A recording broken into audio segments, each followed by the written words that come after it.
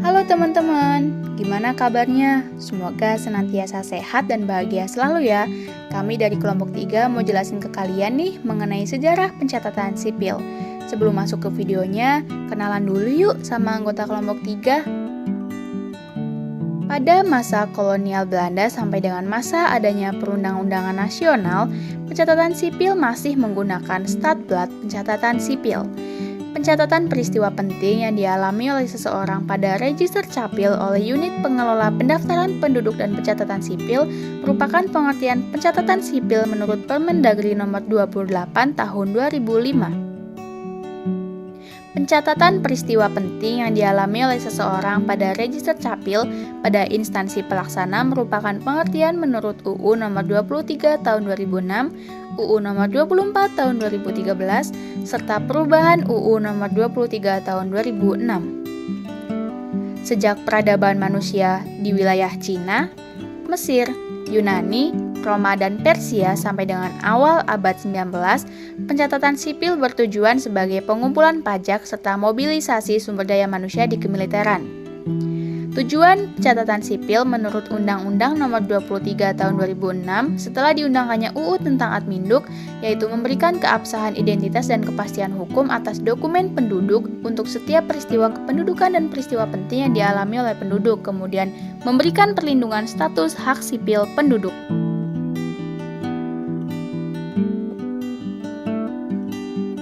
Yang ketiga, menyediakan data dan informasi kependudukan secara nasional mengenai pendaftaran penduduk dan pencatatan sipil pada berbagai tingkatan secara akurat, lengkap, mutakhir, dan mudah diakses. Kemudian mewujudkan tertib Adminduk secara nasional dan terpadu. Yang terakhir, menyediakan data penduduk yang menjadi rujukan dalam penyelenggaraan setiap kegiatan pemerintahan, pembangunan, dan kemasyarakatan. Pencatatan sipil tertua diterbitkan pada 1623 sampai dengan 1866 yang saat ini tersimpan di Arsip Nasional. Pada saat itu, pencatatan sipil disebut dengan Burgerlijkstand yang dokumennya berupa gereja, kelahiran, surat nikah, dan naturalisasi.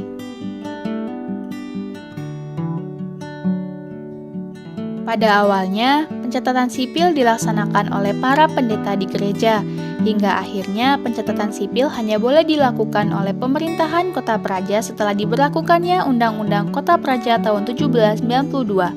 Sesuai dengan ketentuan Undang-Undang Kolonial pada saat itu, pencatatan kelahiran hanya diperuntukkan bagi orang-orang Eropa, Belanda, dan Amerika. Pembagian golongan penduduk di era Hindia Belanda dibagi dalam 3 golongan besar, yaitu golongan Eropa, golongan Timur Asia yang terdiri dari Tionghoa dan bukan Tionghoa, dan golongan Bumi Putra.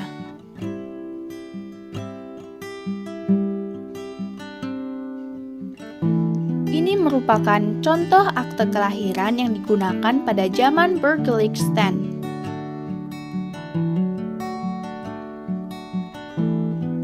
Sebenarnya, sejak zaman penjajahan Belanda di Indonesia atau Hindia Belanda, sudah ada kartu tanda penduduk atau KTP yang diberikan kepada orang yang lahir di Hindia Belanda.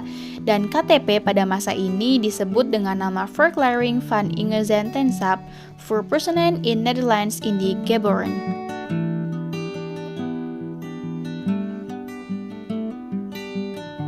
Di mana KTP itu diterbitkan di Jakarta atau pada zaman dahulu disebut Batavia pada 14 April 1921 yang dicetak di atas kertas zegel jenis emboss.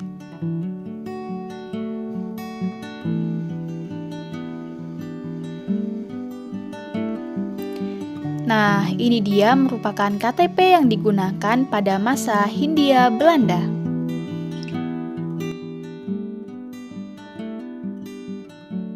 KTP ini diberlakukan di zaman penjajahan Belanda.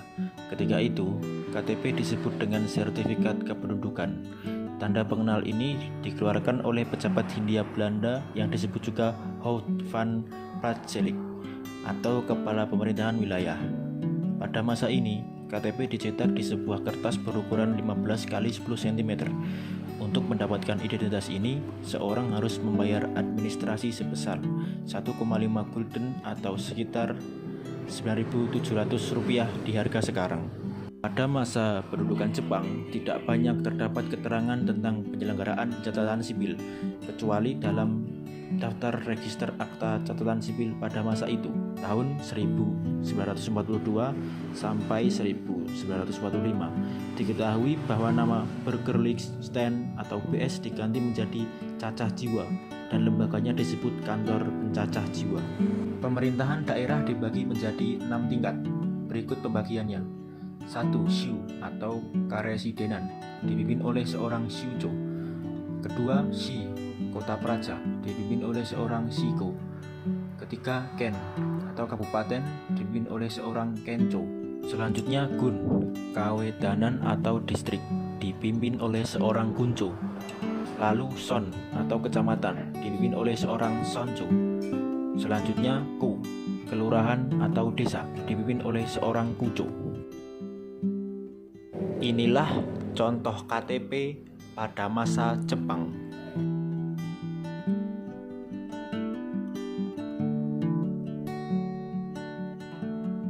Ruang lingkup periode setelah kemerdekaan diselenggarakan berdasarkan pada produk kolonial Belanda atau Stadsblad. Menyelenggarakan catatan sipil dengan membedakan pengaturannya berdasarkan perbedaan suku bangsa, agama, dan ras yang dibagi menjadi keturunan Tionghoa, bangsa Eropa, warga negara Indonesia asli, orang Indonesia Kristen. Dalam hubungannya dengan penggolongan penduduk, untuk pelaksanaan catatan sipil ditetapkan regimen sebagai berikut. 1.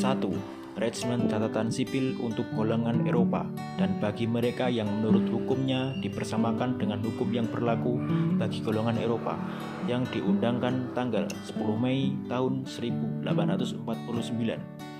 Stadsblad 1849 nomor 25 dengan judul selengkapnya Regimen mengenai penyelenggaraan daftar catatan sipil untuk orang-orang Eropa dan orang-orang yang dipersamakan dengan mereka yang berdasarkan ketentuan-ketentuan undang-undang telah tunduk untuk seluruhnya atau telah tunduk secara sukarela pada hukum perdata dan hukum dagang yang berlaku untuk orang-orang Eropa. Regimen mengenai penyelenggaraan daftar catatan sipil untuk orang-orang Tionghoa, Ordonansi tanggal 29 Maret 1917 Stadsblad 1917 nomor 130 sampai 1919 nomor 81 dan mulai berlaku tanggal 1 Mei 1919 untuk seluruh wilayah Indonesia. 3. Regimen mengenai penyelenggaraan daftar catatan sipil untuk beberapa golongan penduduk Indonesia di Jawa dan Madura yang tidak termasuk rakyat Swapraja. Ordonansi tanggal 15 Oktober 1920 Stadsblad 1920 nomor 751 sampai Stadsblad 1927 nomor 564 dan setelah dirubah pada tahun 1926 dan 1927 mulai berlaku pada tanggal 1 Januari 1928. Regimen catatan sipil orang-orang Indonesia Nasrani, Ordonansi tanggal 15 Februari 1933, Stadsblad 1933 nomor 75 sampai Stadsblad 1936 nomor 607. Nama lengkap regimen tersebut adalah Regimen mengenai penyelenggaraan daftar catatan sipil untuk orang-orang Indonesia Nasrani Manado yang dikenal di bawah Minahasa, Pulau-Pulau Teun, Nila, dan Serua dari Residensi Maluku. Menurut Stadsblad 1936 nomor 607, regimen ini mulai berlaku pada tanggal 1 Januari 1937. Untuk golongan Eropa dan mereka yang dipersamakan hukumnya dengan bangsa Eropa, disediakan 5 macam daftar akta catatan sipil. 1. Daftar kelahiran. 2. Daftar pemberitahuan perkawinan. 3. Daftar izin perkawinan. 4. Daftar perkawinan dan perceraian. 5. Daftar kematian.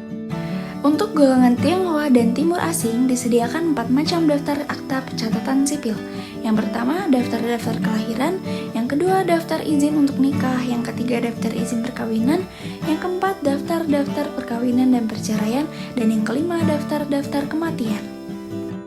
Untuk golongan Indonesia asli yang tinggal di Pulau Jawa dan Madura, disediakan 3 macam daftar akta catatan sipil. Yang pertama, daftar kelahiran, yang kedua, daftar pemilihan nama, dan yang ketiga, daftar kematian. Daftar-daftar untuk golongan Indonesia asli ini pun dibatasi hanya terhadap mereka yang memenuhi ketentuan. Yang pertama, mereka yang berhak memakai salah satu gelar kebangsawanan Indonesia kecuali mereka yang hanya memakai gelar Mas. Yang kedua, pegawai negeri yang bergaji minimal 100 gulden. Yang ketiga, opsir-opsir tentara dan pensiunannya minimal berpangkat kolonel. Keempat, semua orang menurut Firman Raja tanggal 15 September 1916 nomor 26, State Belt 1917 nomor 12 telah berlaku atau mengundurkan diri pada sebagian hukum privat golongan Eropa. Untuk golongan Indonesia asli Nasrani yang tinggal di Pulau Jawa dan Madura, Minahasa dan sebagian Keresidenan Ambon, disediakan 5 macam daftar akta catatan sipil. Yang pertama, daftar kelahiran, yang kedua, daftar pemilihan nama, yang ketiga, daftar perkawinan, yang keempat, daftar perceraian, dan yang kelima, daftar kematian. Lingkup periode setelah kemerdekaan, peraturan catatan sipil ini berkembang lebih lanjut dengan dikeluarkannya keputusan Presiden nomor 12 tahun 1983 tentang penataan dan peningkatan pembinaan penyelenggaraan catatan sipil dengan melakukan pembaruan kantor catatan sipil sampai ke kota madya atau kabupaten daerah tingkat 2 di seluruh Indonesia. Keputusan Presiden nomor 12 tahun 1983 pasal 1 menyebutkan bahwa yang pertama, Menteri Dalam Negeri secara fungsional mempunyai kewenangan dan bertanggung jawab penyelenggaraan catatan sipil sesuai dengan peraturan perundang-undangan yang berlaku. Yang kedua, kewenangan dan tanggung jawab di bidang catatan sipil adalah anak.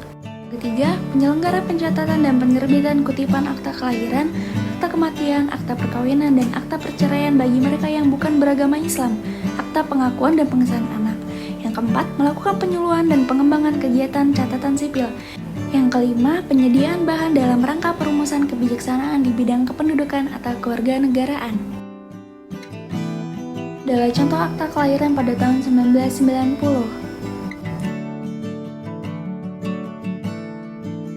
Ini adalah contoh KTP pada awal kemerdekaan. Penulisan pada KTP ini ada yang berupa ketikan mesin tik, namun ada pula yang ditulis dengan tangan. Kala itu, KTP di masing-masing daerah di Indonesia berbeda. Pada zaman itu, orang-orang menggunakan sarung kulit untuk menyimpan KTP. Ini adalah contoh KTP periode 1967 sampai 1970.